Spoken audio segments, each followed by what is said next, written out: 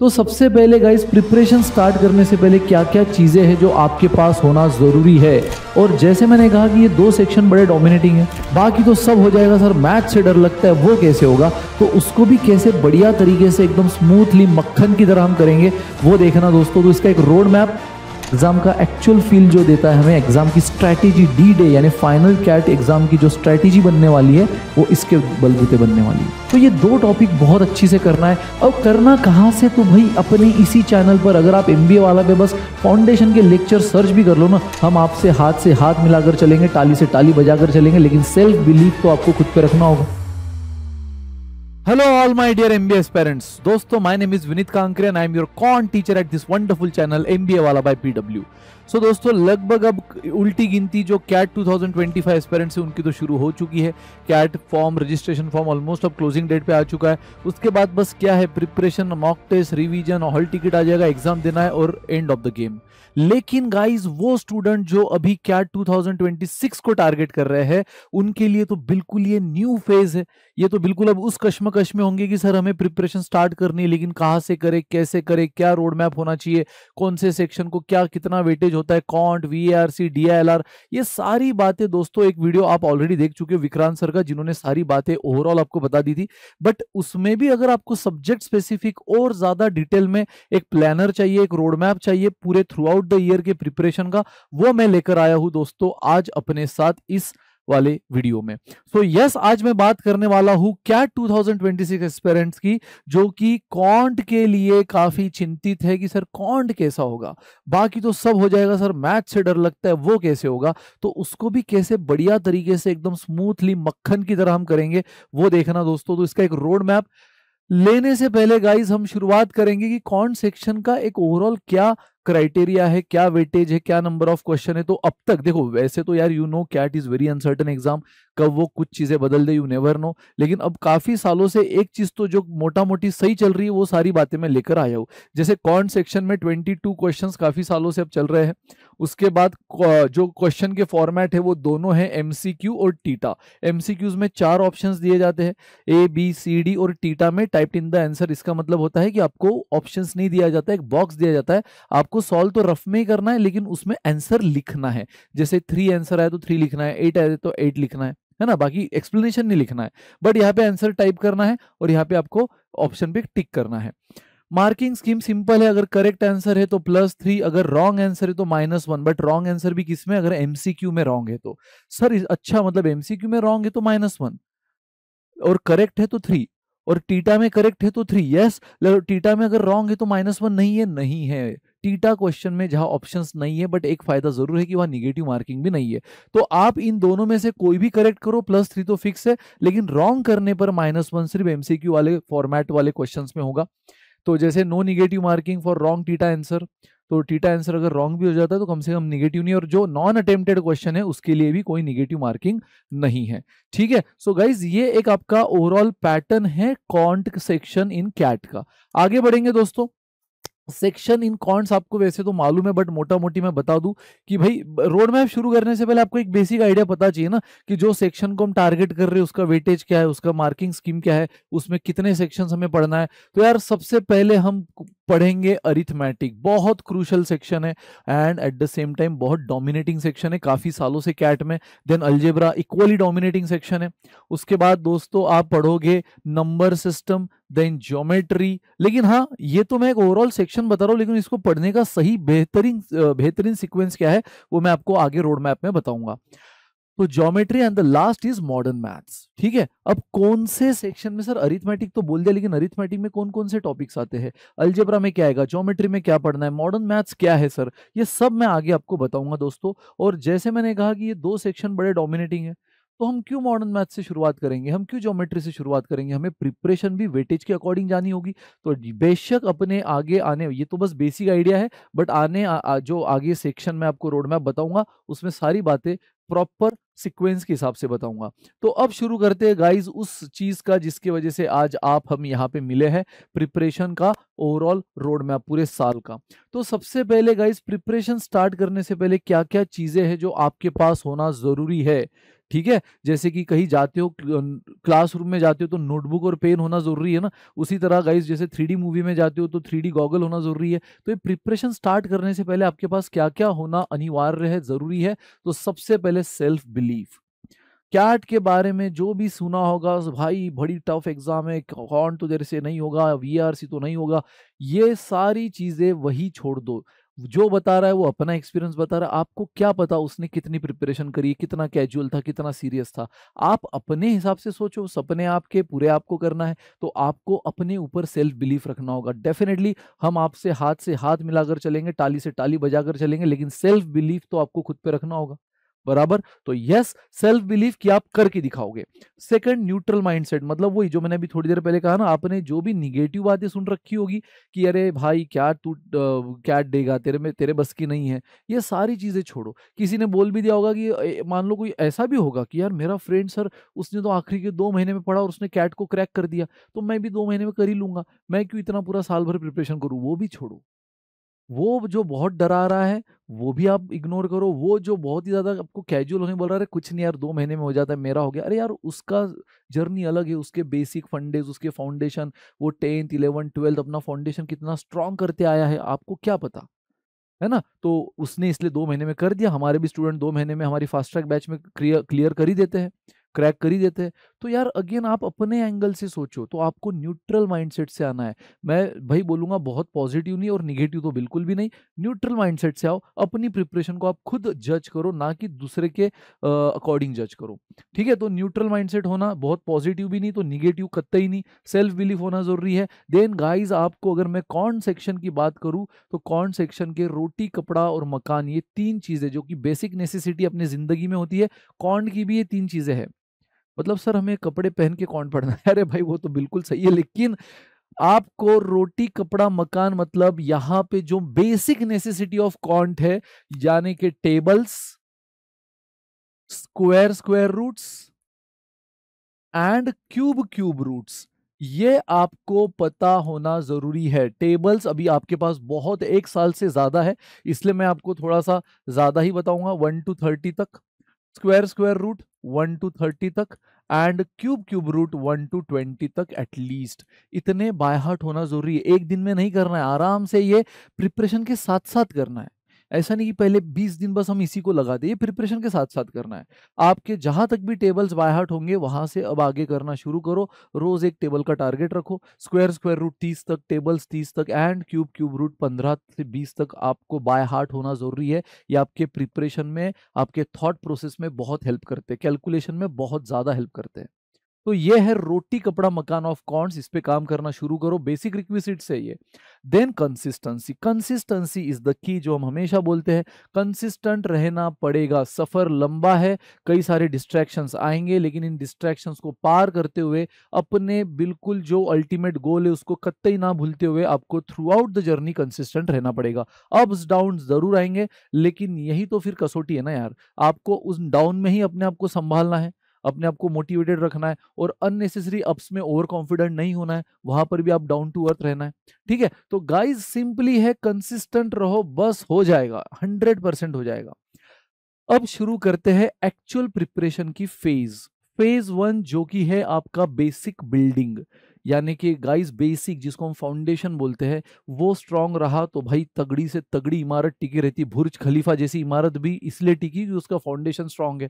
तो burst phase 1 preparation है, basic building. अगर कॉन्ट की इमारत को बहुत बड़ी बनाना है, स्ट्रांग बनाना है, तो उसके फाउंडेशन को स्ट्रांग बनाना जरूरी, जिसको आप 20 दिन कम से कम देना है। अब इन बेसिक बिल्डिंग में क्या क्या आएगा भाई, रेशो, दूसरा परसेंटेज, ये 2 टॉपिक तो ऐसे है ना जिसपे पूरा अरिथमेटिक निर्भर है, डिपेंड है। क्वेश्चन में इनका डायरेक्टली इनडायरेक्टली यूज होता ही है, नहीं क्वेश्चन में तो सॉल्यूशन में इनका यूज होता ही है। तो रेशो परसेंटेज ये टॉपिक खुद भी है, और आगे आने वाले जैसे आप सिंपल इंटरेस्ट की बात कर लो, प्रॉफिट लॉस की बात करो, पूरी तरह कंपाउंड इंटरेस्ट देख लो, पूरी तरह परसेंटेज से भरा हुआ है। Then work rate and time, then time speed distance, mixture alligation, उसमें आपको रेशो का यूज भी बहुत होता है। तो ये 2 टॉपिक बहुत अच्छी से करना है। अब करना कहाँ से, तो भाई अपने इसी चैनल पर अगर आप एमबीए वाला पे बस फाउंडेशन के लेक्चर सर्च भी कर लो ना, 2023 में हमने वो खजाना बनाया है दोस्तों, वो खजाना बनाया जो आज भी तूफान चल रहा है, मतलब चल रहा है इन द सेंस बच्चों को बहुत हेल्प कर रहा है। और जब बच्चा वो देखता है तो 2 चीजें होती है, एक तो मैथ्स से डर उसका चला जाता है और दूसरा मैथ्स में इंटरेस्ट उसका अलग से आने लग जाता है। उतने शिद्दत से बनाया है। तो अब वो फाउंडेशन के लेक्चर देख लो, मैंने रेशो परसेंटेज सारे बना रखे हैं। उसके बाद गाइज इक्वेशंस, इक्वेशन में लीनियर, अब एटलीस्ट बेसिक सॉल्विंग, मैं नहीं बोल रहा हूँ कि डिटेल में इनके रिलेटेड सारी थ्योरी आपको आनी चाहिए। बेसिक सिंगल वेरिएबल का इक्वेशन कैसे सॉल्व होता है, 2 वेरिएबल का इक्वेशन कैसे सॉल्व होता है, देन क्वाड्रेटिक में स्प्लिटिंग द मिडल टर्म क्या होती है, वो भी आप हमारे फाउंडेशन के लेक्चर से देख सकते हो जो इसी चैनल पर है ना। Percentage, ratio, equations, then exponents जिसको हम इंडाइसेस भी बोलते हैं, बराबर। ये ऐसी वाली properties, a raise to M into a raise to N is equal to a raise to M plus N, याद है ना। कोई बच्चे उसको इंडाइसेस बोलते आए हैं स्कूल के जमाने से, कोई एक्सपोनेंट बोलते हैं। तो यस, ये भाई बेसिक आपको पता होना जरूरी है। ये दोनों अरिथमेटिक से जुड़े हुए हैं, इनसे आपका पूरा अरिथमेटिक एकदम स्मूथ हो जाएगा। ये दोनों अलजेब्रा से जुड़े हुए हैं, इनसे आपका अलजेब्रा स्मूथ हो जाएगा। इनफैक्ट ये ऐसी चीज है ना जिससे आपका कॉन्ट भी स्मूथ हो जाएगा, बराबर। And last but not the least, basic number system, यानी टाइप्स ऑफ नंबर क्या होता है, प्राइम नंबर क्या होता है, कंपोजिट नंबर क्या होता है, को प्राइम, इवन, ऑड, ये सारी बातें आपको पता होना जरूरी है, बराबर। डिविजिबिलिटी रूल, ये सब बेसिक नंबर सिस्टम में आते हैं। तो बेसिकली दोस्तों ये है वो 5 चीजें जो आपका एक फाउंडेशन है, जिससे आपकी कॉन्ट की जो इमारत है बड़ी सॉलिड टिकी रहेगी। और ये इनका सोर्स अगर आपको जानना है तो अपना एमबीए वाला चैनल है, सब चीजें ये आपको मिल जाएगा। ये ratio, percentage, basic number system सब फाउंडेशन में मिल जाएगा, मैंने पढ़ाया हुआ है। देन राहुल सर ने इक्वेशन में आपको लीनियर, क्वाड्रेटिक, जो basic splitting the middle term चाहिए, एक्सपोनेंट, वो भी सब पढ़ा रखा है इन्हीं फाउंडेशन के लेक्चर में। तो आप बिल्कुल वो देख सकते हैं गाइस। आगे बढ़ेंगे, ये था फेज 1। अब फेज 2 हुई एक्चुअल, अब सब्जेक्ट ओरिएंटेड, कैट ओरिएंटेड, है ना। अब तक तो हमने एक बेसिक फाउंडेशन को बिल्ड किया, अब वो ढांचा जो हमें बनाना है अपने प्रिपरेशन का, वो इमारत जो हमें खड़ी करनी है, उसकी एक्चुअल जो बिल्डिंग है वो शुरू हो रही है। तो पहला सेक्शन हम देंगे अरिथमेटिक को। अब यहाँ पे आप थोड़ा सा ऊपर नीचे कर सकते हो, जैसे मैंने कहा अरिथमेटिक, अलजेब्रा इक्वली डोमिनेटिंग है। मेजॉरिटी स्टूडेंट चाहते हैं कि सर हम अरिथमेटिक से स्टार्ट करें, क्योंकि अप टू 10 तक का मैथ से इजी जाता है, 11-12 में तो मैथ्स था ही नहीं, तो वो बच्चे अरिथमेटिक को प्रेफर करते हैं। वो बच्चा जो बोलता है सर हम तो 11-12 में ही मैथ से प्यार होना शुरू हुआ है, तो अलजेब्रा की वजह से मैथ से प्यार हुआ है, तो हम अलजेब्रा ही पहले करेंगे, तो कोई बात नहीं गाइज, आप ऊपर नीचे कर सकते हो। कोई कोई स्टूडेंट जिसका मैथ्स बहुत ही अच्छा है, वो दोनों भी पैरेलली, दोनों भी साथ में करता है। मैं ये आपको एक ओवरऑल प्लान बता रहा हूँ उन बच्चों के लिए जो नॉन मैथ्स बैकग्राउंड का होगा तो भी उसके लिए इम्पैक्टफुल है, वो नॉन इंजीनियर होगा, मैथ से डरता है, उसके लिए बिगिनर है, उसके लिए इम्पैक्टफुल है।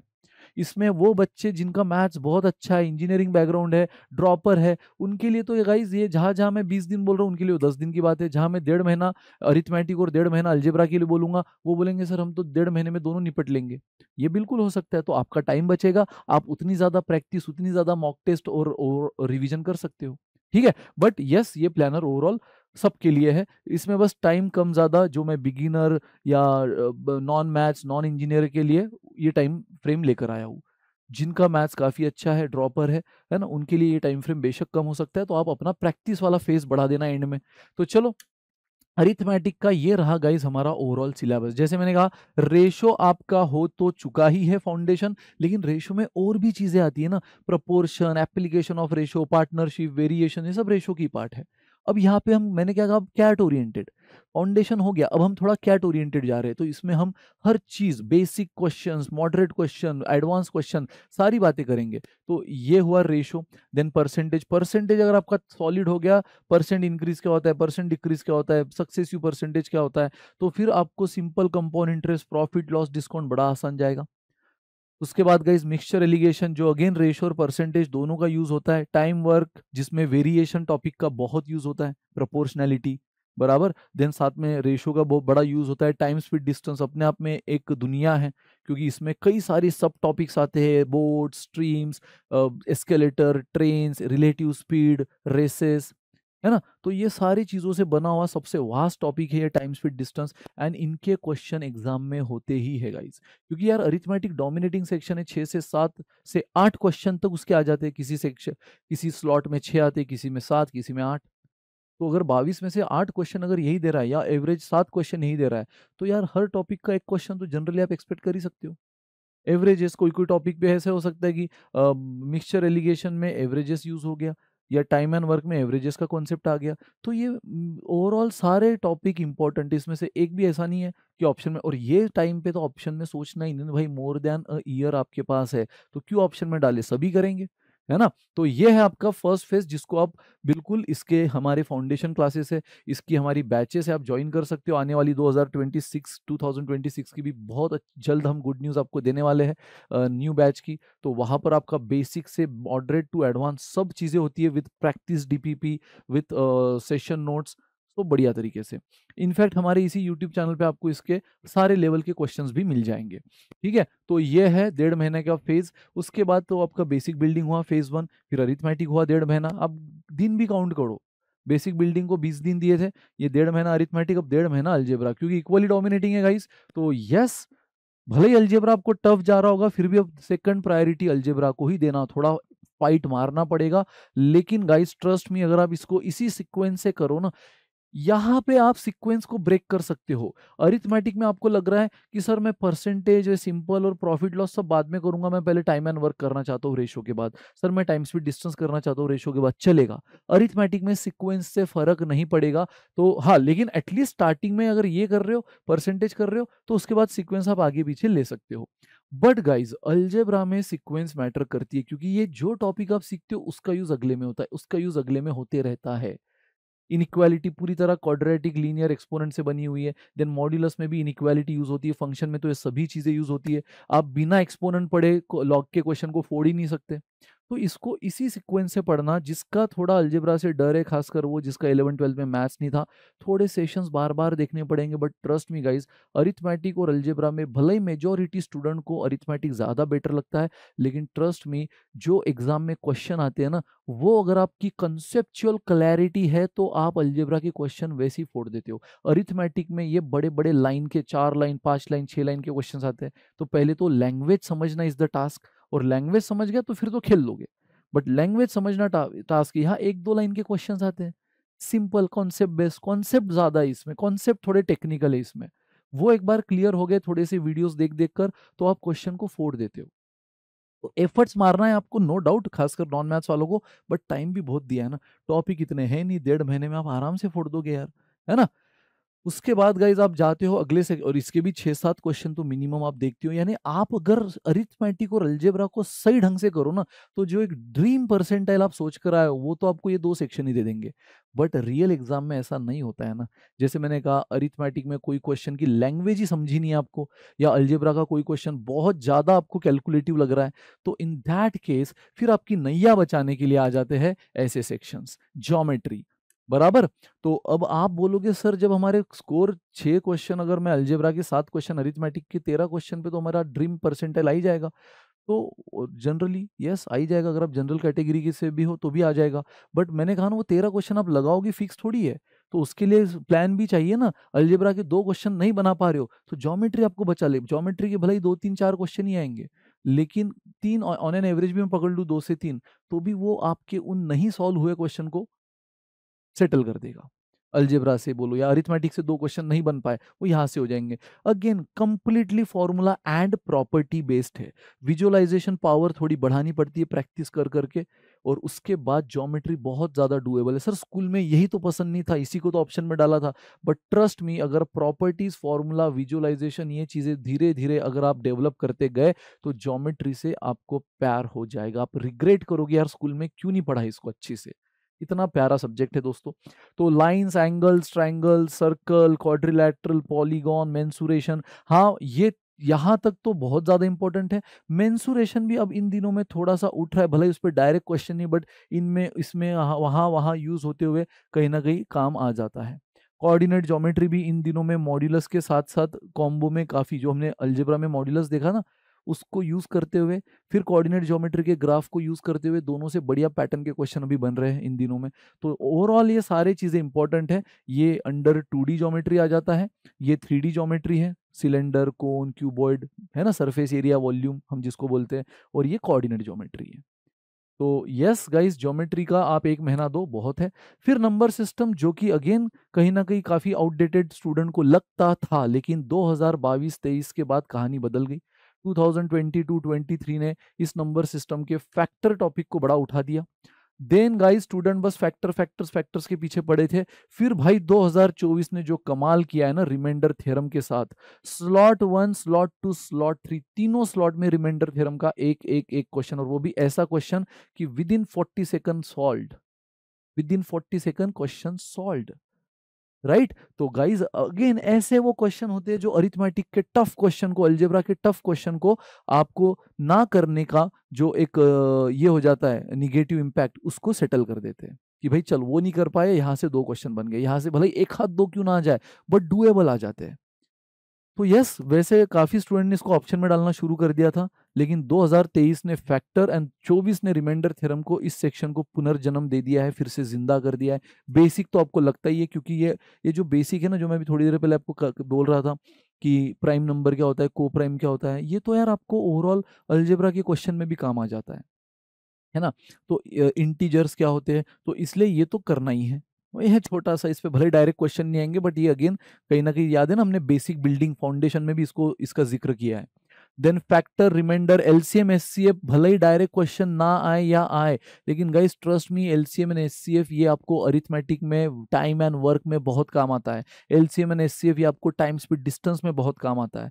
तो इसीलिए ये टॉपिक को इग्नोर करके नहीं चलेगा। हाँ, मैं मानता हूँ यूनिट डिजिट काफ़ी सालों से अनटच है, ट्रेलिंग जीरो मैक्सिमम पावर काफ़ी सालों से अनटच है, बट यू नेवर नो, जैसे काफ़ी सालों से रिमाइंडर थ्योरम भी अनटच था, लेकिन 2024 में हीरो बन गया, तो इस बार शायद इनकी बारी हो। तो आप अच्छी से करना है हर चीज, क्योंकि आपके पास जैसे मैंने कहा मोर देन अ ईयर है, तो क्यों हम ऑप्शन में डालें, वो भी ऐसे छुटमुट टॉपिक जो 20 दिन में अच्छी से कवर हो जाएंगे, वो भी नॉन मैथ्स वालों के।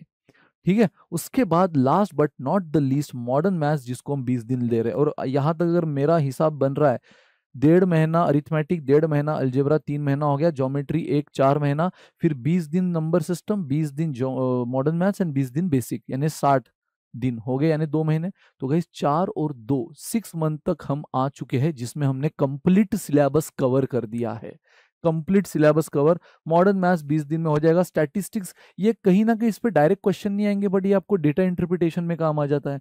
ये आपको कई बार क्वांट के एक हाथ क्वेश्चन में काम आ जाता है। मीडियन का वर्ड यूज होता है, मीन वर्ड यूज होता है, मोड वर्ड यूज होता है, रेंज वर्ड यूज होता है। तो बस ये बेसिक बेसिक टर्मिनोलॉजी आपको आना जरूरी है ना। Then permutation, probability, sets, again ये इतने बूम में नहीं रहे इन दिनों में, पहले जो हुआ करते थे 2010-11 के टाइम तक, 9 तक, लेकिन अब भाई अगेन करने में कोई ड्रॉबैक नहीं है। लेकिन यस, इस सेक्शन को जो बहुत ज्यादा जिंदा रखा है वो है sequence and series. In fact sequence and series के कई सारी इंफॉर्मेशन ये अरिथमेटिक के क्वेश्चन में भी आ जाती है। कई बारी क्वेश्चन बोल देता है कि भाई जो number of days required to do the work by ABC है ना, वो एपी में है, वो जीपी में है, इनकी इफिशियंसी जीपी में है। यार ये टाइम एंड वर्क के क्वेश्चन जो कि अरिथमेटिक है, अगर उसमें आपको एपी और जीपी का कॉन्सेप्ट ही नहीं पता, तो अब वही ढेर हो गया। इसलिए भाई ऑप्शन में मत डालो, यू नेवर नो कौन से 2 सेक्शन के 2 टॉपिक को मर्ज करके क्वेश्चन डिजाइन कर ले, है ना। तो सीक्वेंस एंड सीरीज खुद भी एक बढ़िया टॉपिक है, लेकिन इसका नॉलेज आपको अदर टॉपिक्स में भी काम आता है। तो गाइज ये हो गई हमारी फेज 6, और उसके बाद हम फेज 7 पे आ रहे हैं। Phase 7 is what? Phase 7 is revision. अब तक हमने जो किया ना, वो एक बार कर लिया कि बार बार किया है? दोस्तों अब याद रखो रिवीजन कैसे करना है। हमेशा 2 नोटबुक बनाते चलो, एक नोटबुक जिसमें सारे रेगुलर चीजें जो बचपन से आप सीख रहे हो और आपको याद भी है, ऐसे क्वेश्चन जो आपसे एक 1 शॉट में बन गए थे, डीपीपी के क्वेश्चन, नोट्स के क्वेश्चन एक ही इसमें बन गए थे, वो उस नोटबुक में डालो। क्योंकि वो नोटबुक को आपको बार बार हाथ लगाने की जरूरत नहीं, रिवाइज करने की जरूरत नहीं है। लेकिन वो ट्रिक जो आपने इस बार पहली बार सीखी, कोई अप्रोच, कोई ग्राफिकल अप्रोच जो आपने पहली बार सीखा, कोई ट्रिक, कोई क्वेश्चन, कोई फॉर्मूला, जो भी चीज आपने पहली बार सीखी, जो आपको लग रहा है कि यार ये तो पहली बार सीखी, इसको भूलने के, क्योंकि जो चीज आप पहली बार सीखते हो उसके भूलने की प्रोबेबिलिटी बढ़ जाती है है ना। तो इसीलिए ऐसे क्वेश्चन, ऐसे कॉन्सेप्ट को, ऐसे अप्रोचेस को उस रेगुलर नोटबुक में करके खिचड़ी मत बनाओ, फिर आपको पता ही नहीं चलेगा रिवीजन करना किस चीज का है ना। तो उनको अलग रखो, उसको बार बार हाथ नहीं लगाना है, लेकिन ये नोटबुक को हर रोज 10 मिनट पढ़ लिया करो। नया अप्रोच सीखा, 10 मिनट बस आंखों से निकाल लिया करो, ट्रैवलिंग कर रहे हो नोटबुक साथ में रख के निकाल लिया करो, है ना। 10 मिनट, ज्यादा नहीं, 10 मिनट रूल। कोई नए नए क्वेश्चंस उसमें लिखे जो आपसे नहीं बने बट फैकल्टी ने ट्रिक बताने के बाद, अप्रोच बताने के बाद आपसे बने। तो ऐसे क्वेश्चन को आपको बार बार प्रैक्टिस करनी पड़ेगी, क्योंकि अब तक ये पूरी तरह आपके जहन में नहीं गया है वो अप्रोच। तो ऐसे क्वेश्चंस उस नोटबुक में ही लिखो, वो रेगुलर नोटबुक में मत लिखो जहां आपसे खुद के दम पे बन गए थे। उन क्वेश्चन को क्यों प्रैक्टिस करना है जो आपसे खुद से बन गए थे। प्रैक्टिस तो ऐसे क्वेश्चन को करना है ना जो आपसे नहीं बन पाए। तो इस तरह से रिवीजन आपको प्रिपरेशन के साथ साथ करनी है उस नोटबुक की जिसमें आप हर चीज नई नई वाली लिख रहे हो। तो प्रिपरेशन के साथ साथ उसकी रिवीजन करनी भी है, और एक बार जब सिलेबस हो जाएगा तो एक कंप्लीट रिवीजन करनी है, और साथ में सेक्शनल मॉक देते रहना है। सेक्शनल मतलब अरिथमेटिक का एक पूरा मॉक दे दिया, पूरा क्वांट का भले ही ना दिया, अलजेब्रा का पूरा मॉक दे दिया, अरिथमेटिक अलजेब्रा मिक्स एक मॉक दे दिया। और उसके बाद इस ये देने का पर्पस क्या है। आपको तो लग रहा है भाई मेरा सब प्रिपरेशन हो गया, लेकिन हो सकता है कुछ लूप होल्स रहे होंगे, इस प्रिपरेशन में कुछ अभी भी कमी रह गई होगी। तो वो आपको पता चलेगा अपने मॉक के परफॉर्मेंस से। फिर उस परफॉर्मेंस को सही ढंग से एनालाइज करो, देखो मैं कहाँ कहाँ वीक था, अपने वीक एरियाज को पकड़ो और उन वीक एरियाज पे फिर से रिवर्क करो, प्रैक्टिस करो। उन क्वेश्चन को, उन लेक्चर्स को बार बार देखो, उन क्वेश्चंस को वापिस करो, एक्स्ट्रा क्वेश्चंस करो। ठीक है, तो गाइज ये है आपकी रिवीजन। और आप तो भाई काफ़ी फॉर्चुनेट हो, लकी हो, क्योंकि आपके लिए अब एक्स्ट्रा प्रैक्टिस के लिए हमारी एमबीए वाला की बुक भी आपको मिल जाएगी 2026 एस्पिरेंट्स को। ऑफ कोर्स 2025 वालों को भी मिलेगी, बट 26 वालों को तो स्टार्ट से मिल जाएगी। देन गाइज ये था आपका फेज 7, जिसके लिए 2 मंथ इनफ है। ठीक है, ये सारी चीज़ों के लिए 2 महीना इनफ है, यानी 8 महीने तक तो हम आ गए हैं। अब बचा क्या यार, अब बचा हमारे पास वही चंद 3-4 2.5-3 महीने, है ना। तो इसमें चलो 15-20 दिन का हम तो आगे पीछे बैकलॉग समझ ही लेंगे ना, कि कहीं ना कहीं आप आउटडोर चले गए, कहीं ना कहीं एग्जाम आ गई कॉलेज की, है ना। तो इसमें 1 महीना अगर हम गैप भी पकड़ ले, अगर ये चीज़ हम 8 महीने की जगह 9 महीने भी करें, फिर भी हमारे पास 3 महीना है, जिसमें अब हम क्या करेंगे, जिसमें हम करेंगे हमारी last phase, phase 8 of our preparation, speed building and full length mock. अब तक सेक्शनल मॉक दिया, लेकिन रियलिटी चेक जो देता है वो फुल लेंथ मॉक देता है। एग्जाम का एक्चुअल फील जो देता है हमें, एग्जाम की स्ट्रैटेजी, डी डे यानी फाइनल कैट एग्जाम की जो स्ट्रैटेजी बनने वाली है, वो इसके बलबूते बनने वाली है। लेकिन और अब तक आपने सिर्फ concept concept concept, accuracy accuracy accuracy पे फोकस किया। गाइज अब तक अगर आपको एक क्वेश्चन को सॉल्व करने में 2.5 मिनट, 3 मिनट, 4 मिनट भी लग रहे हैं, तो टेंशन नहीं लेना है, क्योंकि मुझे पता है कैट एग्जाम देना है तो एक्यूरेसी तो चाहिए, लेकिन स्पीड भी चाहिए। बट ट्रस्ट मी, आपको पहला प्रायोरिटी एक्यूरेसी को ही देना है। तो इसलिए 6-7 महीने में बिल्कुल रोना नहीं, सर इन बच्चों का इतना फास्ट आंसर आ जाता है, हमारा लेट आ रहा है लेकिन 4 मिनट लग रहे हैं, इसको 1 मिनट में आ गया, आने दो, कोई फर्क नहीं पड़ेगा। पहले आप कॉन्सेप्ट और एक्यूरेसी पे फोकस करो। स्पीड बिल्डिंग के लिए हमारे लास्ट फेज है, ये 3 महीने की फेज है हमारे पास, जहाँ पे हमारा काम ही है नई नई ट्रिक्स, नई नए अप्रोचेस को सीखना। कैलकुलेशन बार बार इतनी प्रैक्टिस करो कि कैलकुलेशन की स्पीड बढ़े। जो कैलकुलेशन हम छोटे छोटे ऐसे लिखते थे नोटबुक में, वो मेंटली कैलकुलेशन होने लग जाए। ये प्रैक्टिस से होगा, ये सिर्फ और सिर्फ प्रैक्टिस से होगा। तो स्पीड पे भी हमें अब खेलना है लास्ट फेज में। कैट की गाड़ी जोरदार चलेगी इन 2 पहियों से, एक्यूरेसी एंड स्पीड। कोई एक भी पंक्चर हो गया तो फेल है, बट इन दोनों पहियों में पहली प्रायोरिटी एक्यूरेसी को जाती है। तो अब तक हम एक्यूरेसी से खेले, अब लास्ट में स्पीड और फुल लेंथ मॉक में हमें सब समझ में आएगा ना, कितने अटेम्प्ट हो रहे हैं, कम हो रहे, प्रैक्टिस बढ़ाओ। स्पीड कम पड़ रही है, प्रैक्टिस बढ़ाओ, कैलकुलेशन मेंटली करना शुरू करो। जो चीज़ें आप अननेसेसरी ट्रेडिशनल वे से कर रहे हो, ऐसे तरीकों, ऐसे क्वेश्चंस के शॉर्ट ट्रिक्स भी हम दिए हैं, तो ऐसे क्वेश्चंस को शॉर्ट ट्रिक से अप्लाई करना शुरू करो। ठीक है, तो yes guys, work on the short tricks. Then again PYQs, yes PYQs जो पिछले 4-5-6 सालों के पीवाईक्यूज है वो भी करना शुरू करो। उससे आपको और कॉन्फिडेंस आएगा कि यार चलो पीवाईक्यू बन रहे हैं इतने कैट के, तो अपनी वाली कैट के भी बन ही जाएंगे। चलो full length mock with proper analysis. और एनालिसिस के बाद क्या करना है, वो एनालिसिस वही तो बताता है हमें कि भाई तेरे वीक एरियाज क्या है, उस पर अब रिवर्क करो, और जहां जरूरत पड़ रही वहां एक्स्ट्रा प्रैक्टिस करो। So guys, repeat step number 3 और 4 जब तक है कैट।